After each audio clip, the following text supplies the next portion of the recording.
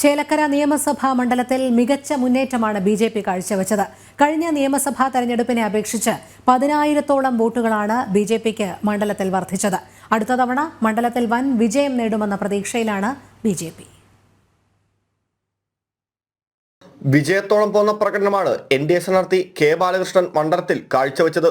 യു.ഡി.എഫിനെ കഴിഞ്ഞ ലോക്സഭാ തെരഞ്ഞെടുപ്പിനേക്കാളും എൽ.ഡി.എഫിനെ കഴിഞ്ഞ നിയമസഭാ തെരഞ്ഞെടുപ്പിനേക്കാളും വോട്ട് കുറഞ്ഞപ്പോൾ എൻ.ഡി.എക്ക് കഴിഞ്ഞ നിയമസഭാ തെരഞ്ഞെടുപ്പിനേക്കാൾ 10,000-ഓളം വോട്ടും ലോക്സഭാ തെരഞ്ഞെടുപ്പിനേക്കാൾ 5,000-ഓളം വോട്ടും വർദ്ധിപ്പിക്കാൻ കഴിഞ്ഞുവെന്നത് വലിയ നേട്ടമായാണ് വിലയിരുത്തപ്പെടുന്നത്.